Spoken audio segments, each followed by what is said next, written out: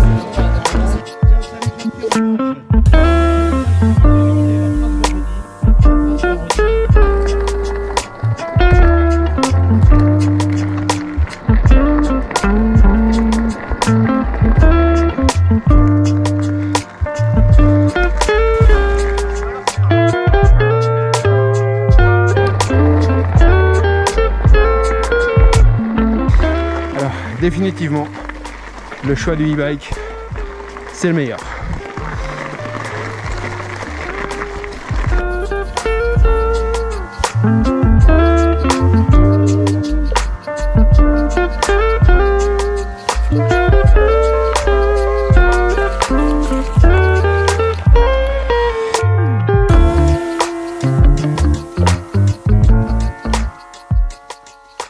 On vient de terminer le prologue de l'Endurette VTT.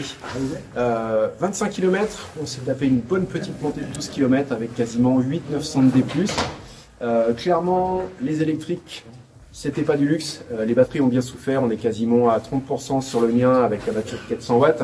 Et mon collègue Christophe est un petit peu moins avec sa batterie de 360. Au niveau motorisation, c'est pas mal, et franchement, on pourra vous en dire plus pendant les 2 jours qui suivent. Une fois que ce prologue sera terminé, on va aller charger les vélos. Demain, on enchaîne pour 70 km, direction Vaison-la-Romaine, et on partira de Vaison-la-Romaine dimanche matin pour revenir à Buis-les-Baronnies, au cloître des Dominicains où nous sommes ce soir. Voilà, à suivre.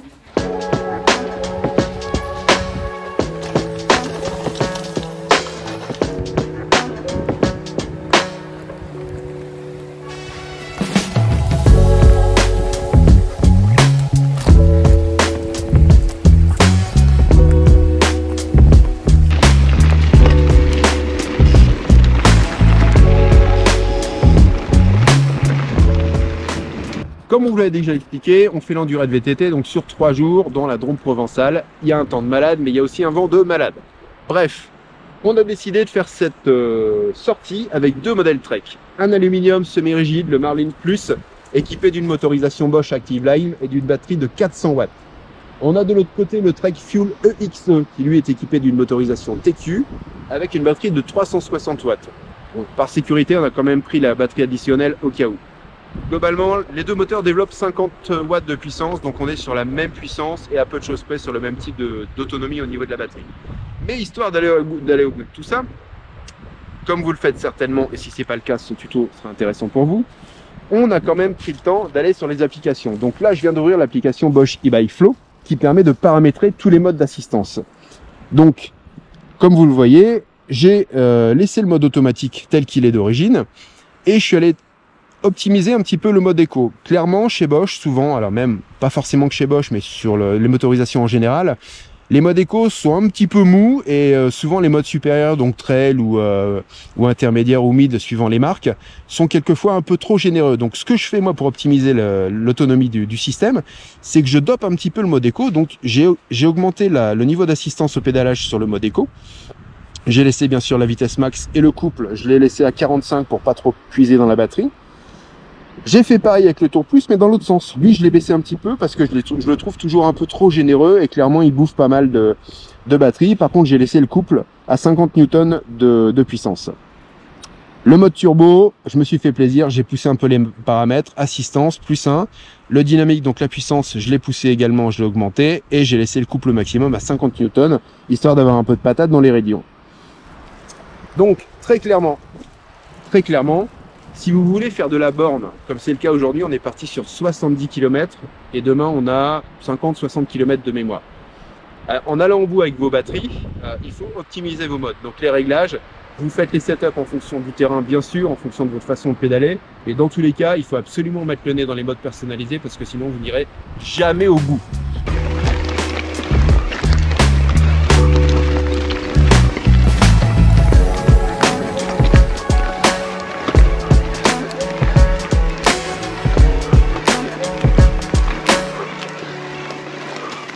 Là, typiquement, j'ai un petit code erreur. Donc, je ne sais pas ce que j'ai fait avec le vélo. Mais je vais checker, je vais aller voir sur l'app, voir ce qui se passe. Et redémarrer le vélo en espérant que ça redémarre. Parce que là, il nous reste 20 bornes. On a une section montante qui arrive, qui a l'air bien velue. Clairement, si j'ai pas de moteur, ça va être tendu. Mais ça va bien se passer. Je vais checker l'app.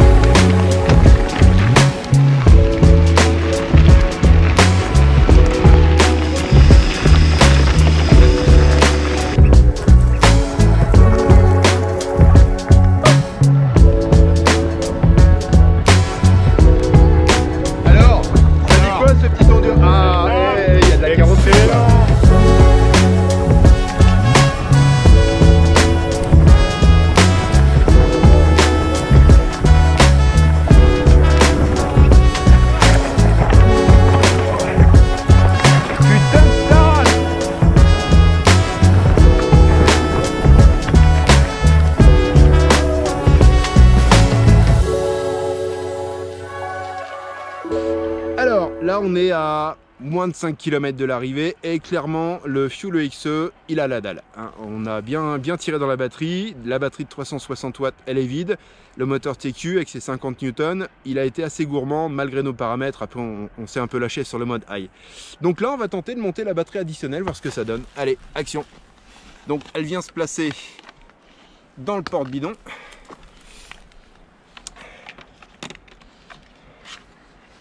Et normalement devrait nous permettre de pouvoir rentrer.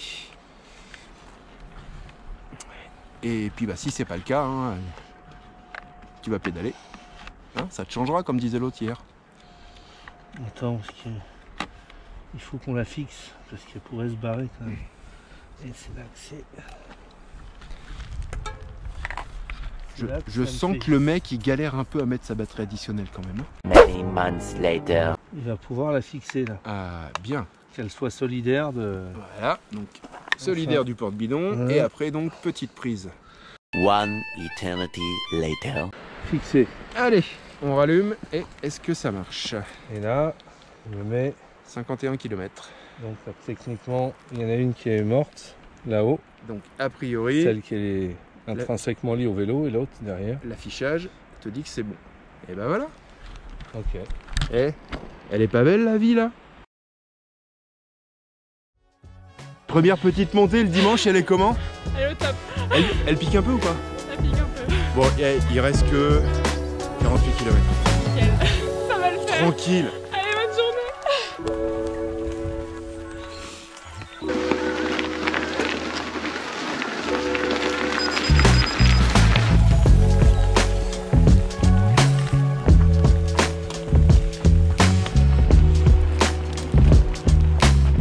Et au fond, j'espère que vous le voyez aussi bien que nous, il y a quand même le Mont Ventoux. Ah putain de sa race. Eh oui, c'est les joies du direct.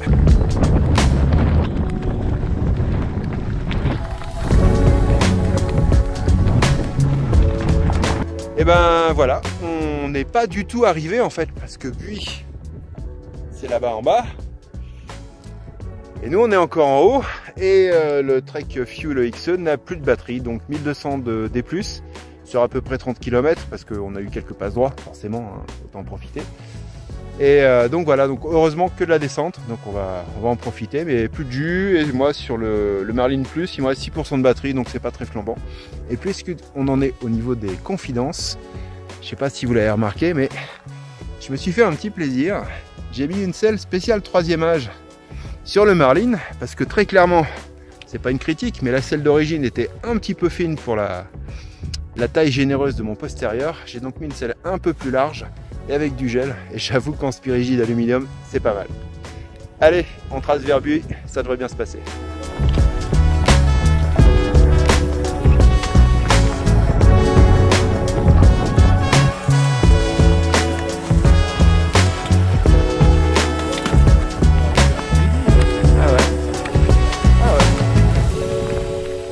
On arrive sur la fin de cette endurée dans Drôme Provençal où on a emmené nos deux treks. Le Marlin Plus avec son écosystème Bosch, batterie 400 watts, moteur Active Line.